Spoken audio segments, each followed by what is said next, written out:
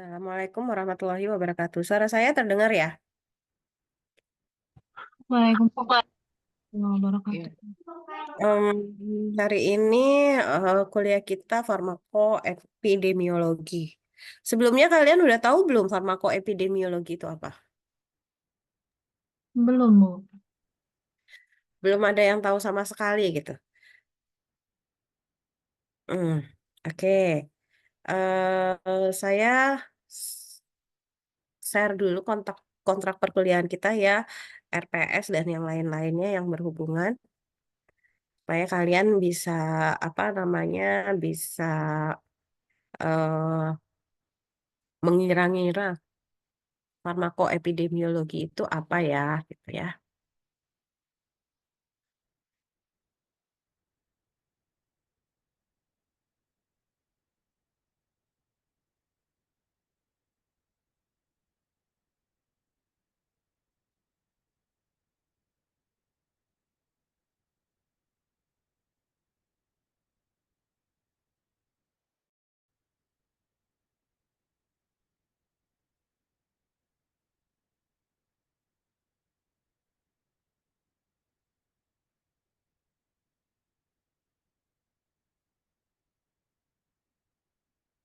Oke. Karena ini pertemuan pertama kita ya, mungkin saya jelaskan dulu silabusnya seperti apa ya. Oke. Udah kelihatan share screen-nya? Ya, Ah, Bu. Ya, ya. Bu. Jadi mata kuliah farmakoepidemiologi ini diajarkan pada semester 7. Benar ya, ini semester 7 ya? Ini semester 7 apa apa konversi? Kita dua kelas, Bu. Semester Apa? 7, satu lagi konversi. Ada dua Oh, kelas. berarti gabung ya. Ya, ya sudah. Nah, deskripsi mata kuliahnya mempelajari ilmu tentang penggunaan obat dan efeknya pada sejumlah besar manusia. Ya, jadi farmakoepidemiologi itu dia menjembatani antara ilmu farmakologi dan farmakologi klinik. Nah, tapi karena epidemiologi itu mempelajari tentang komunitas, jadi farmakologi, farmakologi klinik, serta komunitas yang ada dalam masyarakat, ya. Nah, farmakoepidemiologi ini berguna untuk memberikan informasi tentang efek yang merugikan dan menguntungkan dari obat, sehingga memungkinkan penilaian yang lebih baik tentang keseimbangan rasio atau resiko keuntungan dari penggunaan obat pada pasien. Nah, nanti kalian akan bisa bedakan yang namanya pharmacovigilance. Kalau nggak salah, pharmacovigilance ada bahan kuliah juga nggak?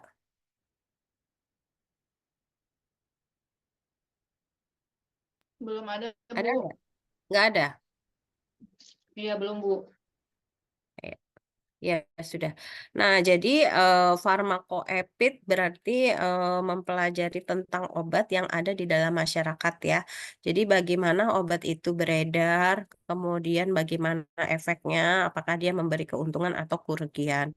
Ya, nah beda dengan pharmacovigilance. Kalau pharmacovigilance itu tentang peredaran obat yang merugikan. Dalam artian berarti efek samping dari obat itu nanti dipelajari. Ya, nah kemudian pokok bahasannya itu awalnya itu adalah pendahuluan farmakoepidemiologi, lalu peranan farmakoepidemiologi, klasifikasi atau metode yang digunakan dalam farmakoepidemiologi, kemudian penerapan studi observasional, artinya penerapan dari penelitian observasional dan penerapan penelitian eksperimental dalam pelayanan farmasi. Kemudian ada yang namanya post-marketing surveillance. Ada lagi studi farmakoepidemiologi tentang keamanan vaksin. Lalu kajian penggunaan obat, manajemen resiko, farmakovigilance, farmakoekonomi, dan sistem monitoring obat ESO di Indonesia. Ya, Nah, ada 12 pertemuan, nanti kita bagi menjadi 6 kali pertemuan. Ya, 6 kali, kemudian nanti UTS, lalu 6 kalinya lagi nanti UAS ya. Nah, dosen yang ada sekarang ini tim dosennya saya, Bu Aisyah dan Pak Leo kalau saya nggak salah ya. Nah, pastinya nanti kalian juga harus bertanya-tanya ya nanti di kelasnya Pak Leo, walaupun bahan ajarannya ini sama, cuma karena mungkin penyampaiannya berbeda, kalian bisa bertanya ya pada teman-teman yang masuk ke kelasnya selain farmakoepidemiologi dengan saya, kelasnya Bu Aisyah atau kelasnya Pak Leo ya, kira-kira eh, apa saja yang diberikan yang berbeda dari saya yang diberikan ya. Jadi mungkin eh, kalau misalnya punya temen gitu ya, eh, bisa di bisa di-record ya, Bu Aisyah atau Pak Leo bicara apa saja waktu kuliah ya supaya pada saat UTS-nya kalian bisa menjawab soal karena soalnya itu kan tidak hanya dari saya ya tapi juga soal gabungan antara tiga dosen ini. Paham nggak? Paham, Ibu. Ya, Iya. seperti yang sudah-sudah kan, seperti yang sudah-sudah kan mungkin ada dosen-dosen yang apa namanya soalnya yang keluar ternyata berbeda dengan yang dijelaskan gitu ya. Nah, ini juga untuk memudahkan kalian supaya nilainya eh, cukup bagus nanti ya di hasil akhir. Oke. Nah, ini berita acara perkuliahan ya. Nanti ini apa namanya? Tolong di nanti saya share semuanya ya. Nanti kalian isi, kemudian nanti akan saya tanda tangani dengan pertemuan 1 sampai ke 16 ya.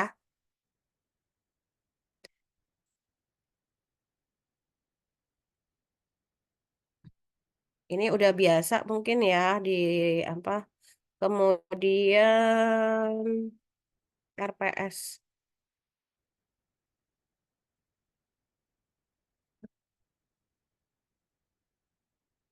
Nah, ini RPS-nya ya, di mana apa namanya sama ya buku-bukunya adalah eh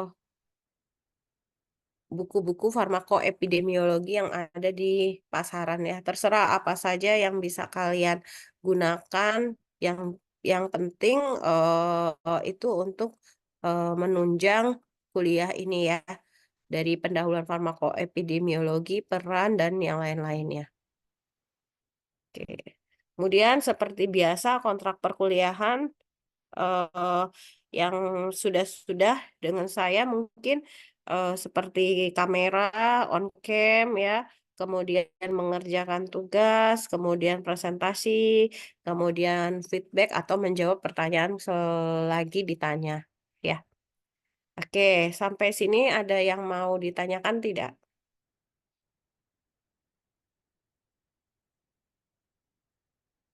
Paham ya?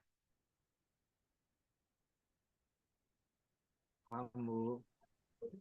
Ya, sebentar.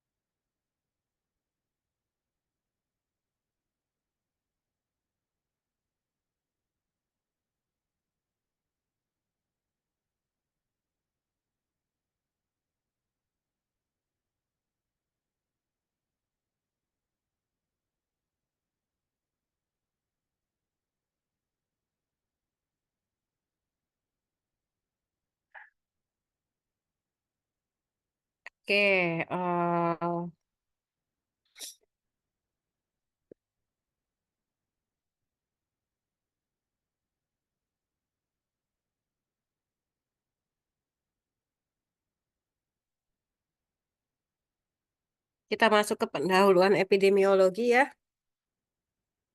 Nah, ini referensinya ya. Apa saja buku-buku yang bisa kalian dapatkan nantinya. Definisi farmakoepidemiologi ya. Farmakoepidemiologi ini terdiri dari dua komponen, yaitu farmako dan epidemiologi ya. Nah, epidemiologi itu sendiri sebenarnya berasal dari bahasa Yunani yang artinya epi itu di antara, demos itu penduduk, kemudian logos itu ilmu ya. Tunggu sebentar, sebentar.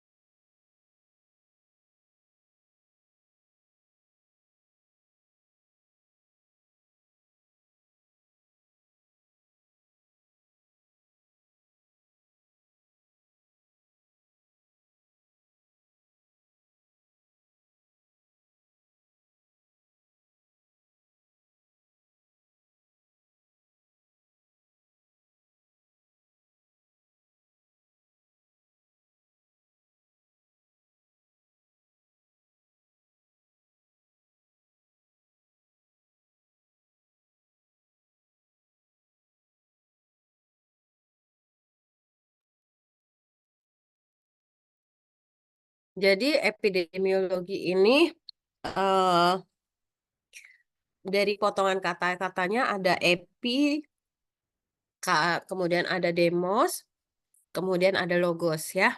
Nah, artinya ilmu epidemiologi sendiri kan ilmu pada penduduk ya. Nah, kemudian kita hubungkan dengan farmakoepidemiologi sehingga menjadi ilmu yang mempelajari obat yang ada di dalam penduduk. Ya, jadi arti lainnya ilmu yang digunakan untuk mencari pemecahan masalah ya terkait dengan obat yang terjadi pada penduduk atau masyarakat. Ya.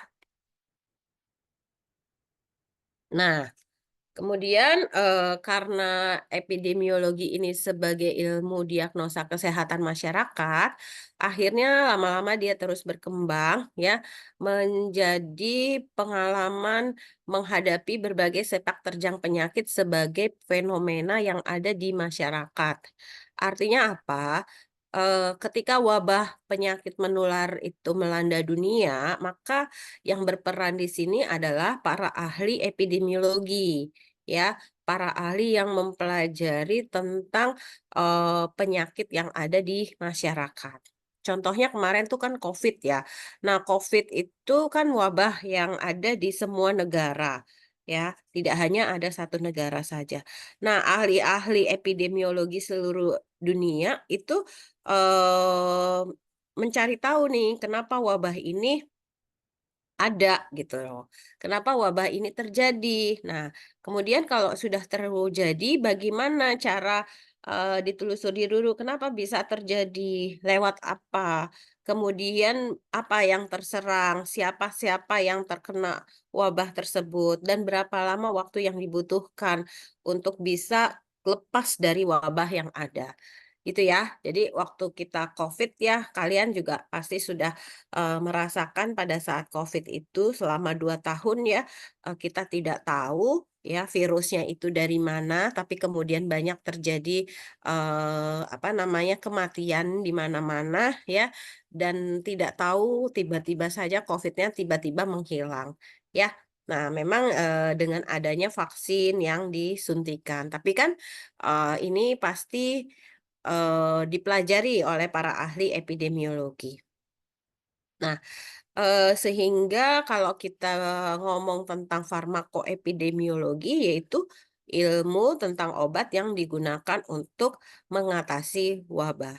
Jadi, bagaimana farmakoepidemiologi ini sangat diperlukan ya untuk mengatasi terkait dengan wabah dan bagaimana pengobatannya. Nah, sebagai cabang ilmu terapan ya, farmakoepidemiologi juga didefinisikan sebagai ilmu yang mempelajari tentang penggunaan dan efek obat terhadap penyakit dan status kesehatan pada masyarakat.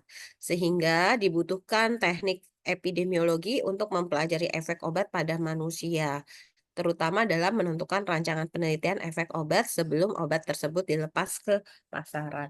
Jadi, ketika obat itu sudah jadi, pastinya obat tersebut akan dilempar ke pasaran, ya.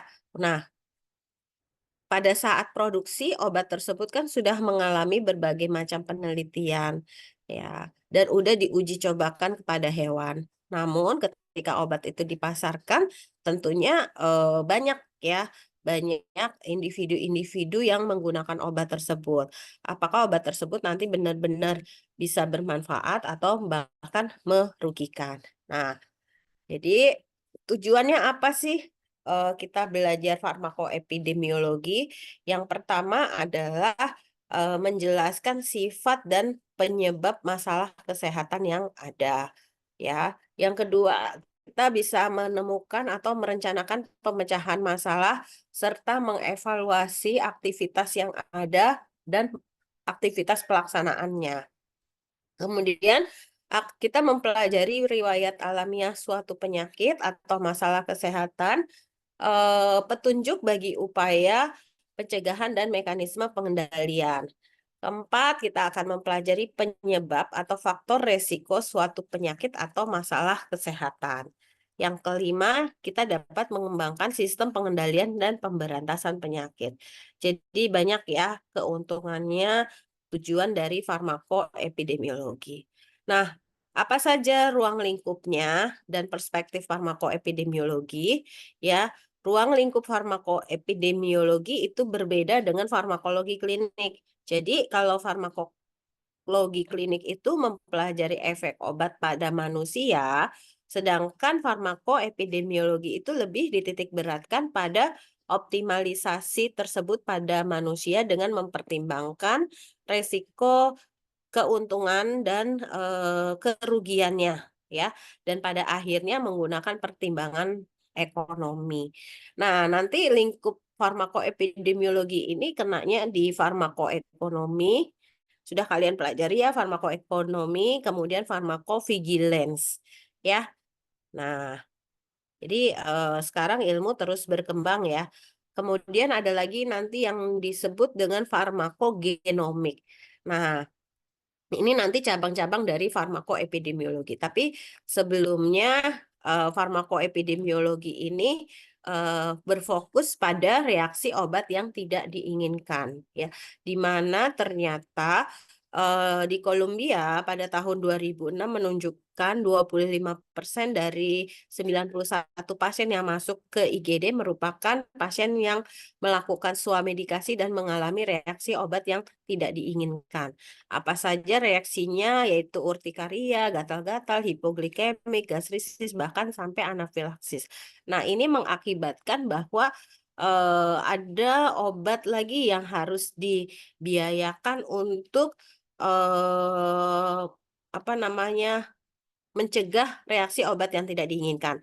Nah, tentunya ini mengakibatkan biaya yang besar ya, sekitar 78,1 US dollar, sehingga perlu dipelajari nih, andaikan ketika obat aktif, obat utamanya itu efektivitasnya atau efek sampingnya tidak ada, tentunya kita tidak akan mengeluarkan obat lain untuk mengatasi efek sampingnya. Dan ini lah yang dipelajari di dalam farmakoepidemiologi, ya.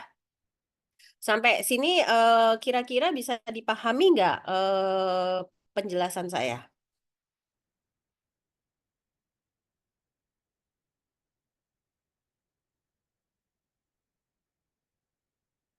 Bisa, Bu. Ya, oke ya, paham ya. Jadi kenapa ada ilmu farmakoepidemiologi? Oke, kita lanjut. Suara saya terdengar jelas ya? Jelas, Bu. Nah, kemudian ada penelitian terbaru di Italia, itu ternyata menunjukkan bahwa 5% dari 17.083 pasien di rumah sakit mengalami ROTD. Ya, yang dikeluhkan biasanya saluran pencernaan, gangguan kardiovaskuler, nyeri kepala, gangguan keseimbangan, elektrolit, gangguan psikiatri. Nah, ini sangat berpengaruh ya, dan sangat banyak sekali, sehingga ROTD nanti kita bagi menjadi dua, yaitu ada tipe A dan tipe B. Ya, nah ini mirip-mirip dengan meso ya, meso, efek samping obat ya. Efek samping obat juga berpedoman dari ROTD ini, yaitu tipe A dan tipe B. Kalau tipe A itu eh, dapat diprediksi dan tidak serius. Yang serius adalah tipe B yang tidak dapat diprediksi, tidak tergantung dosis dan bisa berakibat fatal. Ya, nah tipe A ini dapat muncul pada seseorang yang mendapat lebih dari 3 obat. Ya, nah makanya apabila di farmasi ya atau di apotek itu pasien mendapatkan lebih dari 5 item, itu pastinya sudah banyak terjadi interaksi obat. Nah, ada kasus contoh ya, dahulu ada obat thalidomid yang diindikasikan sebagai analgetik. Nah, obat ini ditarik di pasaran karena menimbulkan teratogenik pada wanita hamil yang berakibat cacatnya bayi yang dilahirkan. Nah, thalidomid ini digunakan sebagai penghilang rasa sakit dan sebagai anti mual untuk wanita hamil. Ya, tapi berjalanan dengan waktu ternyata wanita hamil yang meminum thalidomid itu melahirkan bayi yang cacat. Nah, ini kan diteliti terus ya, sehingga obat tersebut ditarik ya setelah beberapa bulan kemudian karena efek yang tidak menyenangkan tersebut. Ya. Nah, tapi sudah menimbulkan banyak kerugian di masyarakat. Nah, ini beberapa obat yang memang ditarik di pasaran yang juga menimbulkan bahaya bagi konsumsinya ya. Nah, semakin banyaknya uji klinik yang dilakukan terhadap obat, maka semakin kita tahu berapa efikasinya, berapa batas keamanan obat tersebut bagi manusia atau bagi individu. Dan sisi ekonominya ya, agar pasien benar-benar mendapatkan efek terapi yang maksimal, efek samping yang minimal, dan keuntungan dari sisi biaya. Jadi tidak ada lagi obat yang dipakai untuk mengatasi efek samping obat dari obat utama ya. Jadi memang minum obat yang utama ya udah sembuh terapinya dan tidak mengalami efek samping.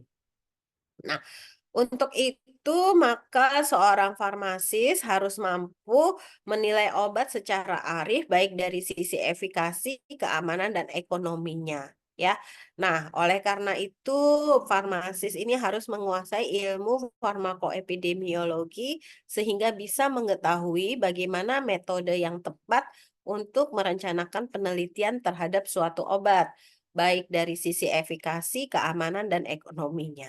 Nah, makanya di negara maju, perkembangan farmakoepidemiologi, kemudian farmakoekonomi itu sudah menjadi suatu prioritas ya ketika suatu produksi obat itu digunakan. Paham ya? Nah, kemudian perkembangan yang ada sekarang yang dari drug oriented menjadi pasien oriented, di mana sekarang fokusnya kepada pasien dan asuhan kefarmasian, mengakibatkan farmasis dituntut untuk memberikan pelayanan yang sepenuhnya kepada pasien. Sehingga ilmu farmakoepidemiologi ini sangat diperlukan untuk meninjau obat dari sisi efikasi, keamanan, dan ekonominya. Ya. Nah, jadi farmakoepidemiologi dan farmakoekonomi itu berjalan sejalan ya. Nah, kemudian ada lagi ilmu tentang evidence based medicine atau pengobatan berdasarkan bukti terkini. Nah, pengobatan berdasarkan bukti terkini adalah kemampuan seseorang menggabungkan bukti terkini dari suatu pengobatan dengan kemampuan klinisnya dalam praktek kefarmasian. Jadi, ketika kita atau dokter itu mengobati suatu pasien ya, dia memakai obat A, ternyata obat A itu lebih ampuh dibandingkan obat B yang biasa dipromosikan. Nah, itu adalah IBM, artinya, seseorang menggabungkan buktinya dari kenyataan, dari kemampuan klinisnya yang dia praktekkan. Nah, sehingga diambillah, apa namanya, kesimpulan bahwa obat ini berdasarkan evidence based medicine memang benar-benar ekonomis dan efisien ya, berefek dan berefisien. Nah, kemampuan farmasis dalam menerapkan EBM akan menurunkan kejadian ROTD dan mencegah terjadinya medication error ya. Sehingga seorang farmasis dituntut untuk selalu memperbaharui pengetahuannya mengenai obat dengan menerapkan evidence based medicine. Maka pengetahuan mengenai farmakoepidemiologi juga harus ditingkatkan. Jelas ya. Jadi farmasis harus bisa menguasai ilmu farmakoepidemiologi, farmakoekonomi, dan evidence-based medicine. Inilah tujuan utama dari farmakoepidemiologi adalah untuk mendapatkan informasi terbaru guna melindungi kesehatan masyarakat serta meningkatkan penggunaan obat yang aman dan efektif. Ya. Nah, kemudian penelitian-penelitian farmakoepidemiologi itu sudah banyak ya di Indonesia. Aksesnya, kemudahan akses informasi obat baru, obat tradisional dan alternatif pengobatan oleh masyarakat itu juga cukup mendukung untuk penelitian farmakoepidemiologi. Sehingga penelitian farmakoepidemiologi nanti bisa ya dibagi menjadi dua mungkin, jadi penelitian kualitatif dan penelitian kuantitatif ya. Ada observasional, ada deskriptif penelitiannya. Nanti itu kita akan jelaskan pada pertemuan selanjutnya tentang penelitian farmakoepidemiologi. Nah, penelitian farmakoepidemiologi ini banyak ya. Contohnya penelitian tentang ROTD, penelitian tentang penggunaan alat kesehatan, eh, dan penggunaan obat pada masa kehamilan. Kemudian penelitian tentang kanker untuk meningkatkan kualitas hidup pasien kanker. Tuh. Ya, oke. Mungkin ini sedikit pengantar farmakoepidemiologi. Apa itu farmakoepidemiologi dan bedanya dengan ilmu farmakologi klinik, ya. Nah, jadi kalau misalnya farmakoepidemiologi sekarang udah lebih berkembang ya dengan adanya farmakoekonomi dan farmakovigilance. Jadi kalau farmakoepidemiologi sekarang hanya khusus mempelajari efek efek obat yang terjadi di dalam masyarakat. Nah, nanti bagaimana efeknya, ntar ada sambungannya ilmunya farmakovigilans. Kemudian efek yang terjadi diakibatkan oleh gen yang rusak atau kelainan genetik, itu ada ilmunya lagi namanya genomik. Nah, bagaimana obat digunakan masyarakat secara lebih efisien dan bermutu, tetapi dengan harga yang efektif, itu diteliti lagi di dalam farmakoekonomi. Farmakoekonomi kalian sudah pernah kan ya? Ya, Bu. Hmm. Oke. Nah, oke. Sampai di sini kira-kira ada yang mau ditanyakan?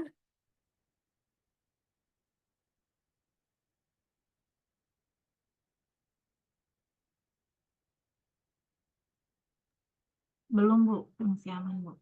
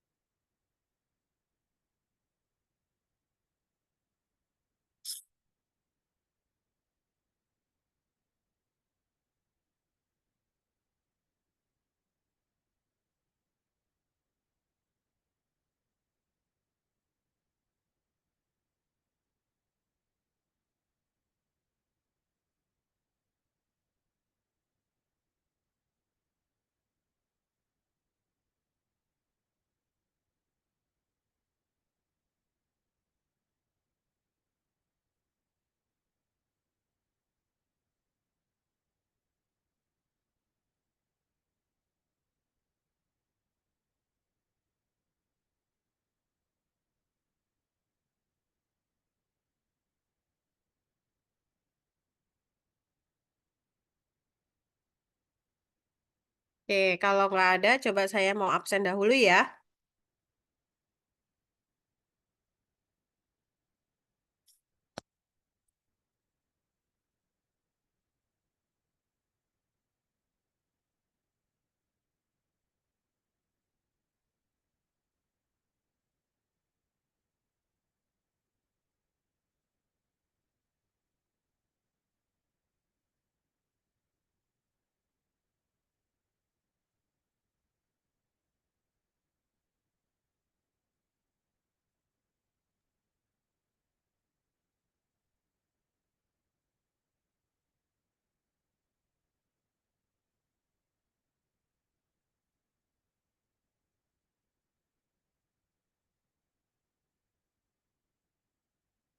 Tiga a Widiawati Putri Utami. Ada. Lutfiana Rizkiani. Hadir, Bu. Mutia Tri Tresnoati. Hadir, Bu. Cecilia Raquel. Hadir, Bu. Septiana. Hadir, Ibu. Maulana Ibrahim. Hadir, Bu. Vika. Hadir, Bu. Iwatunida. Hadir, Bu. Indah. Hadir, Bu. Dea Erawanti. Hadir, Bu. Ayu Nurtalida. Hadir, Bu. Ini Ini Putri Utami. Nggak ada ya?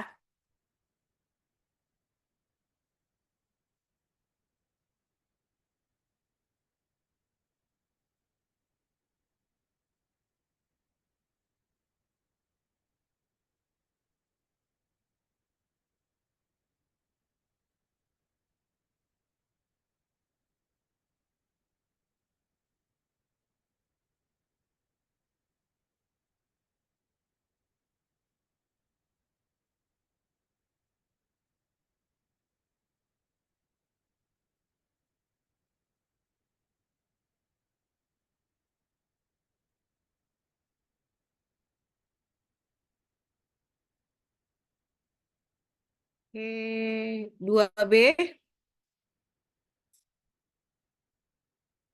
Dia Ayu Primastuti, Hadir Ibu. Malako Malasari, Hadir Bu. Yulita, Hadir Ibu. Rafelina, Hadir Bu. Lulu,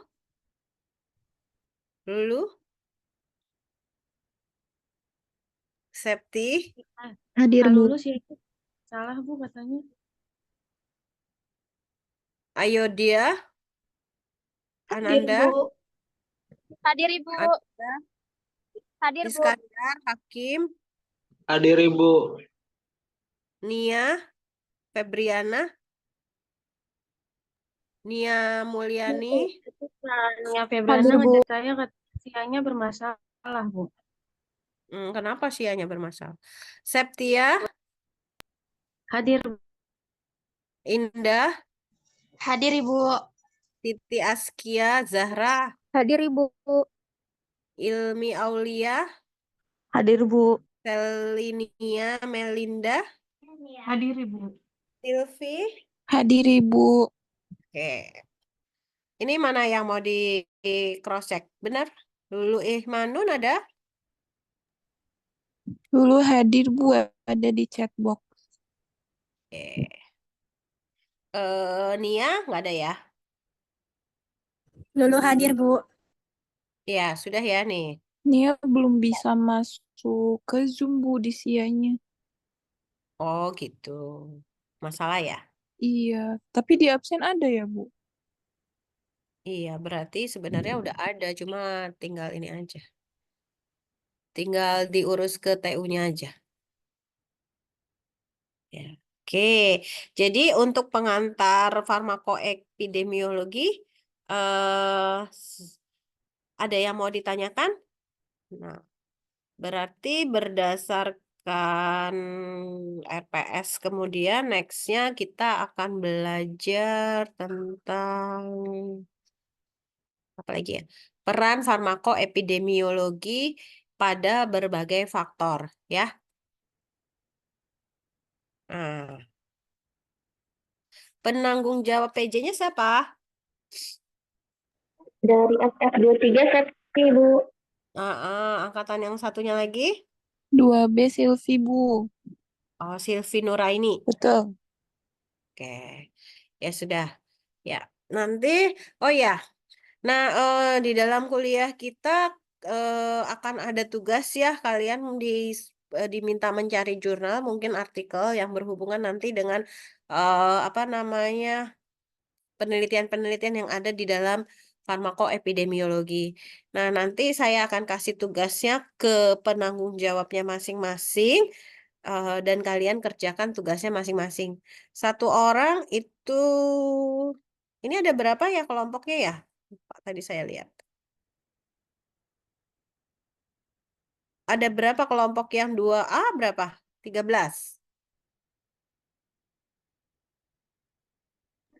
Yang 233A 11 orang Bu. Mm-mm. Terus yang satu lagi? 2B-nya ada total 22 orang Bu. 22 orang, 11 orang. Ya udah. Ya udah, nanti kita bagi kelompoknya bisa bisa satu kelompok itu 2 orang, ya. Baik Ibu.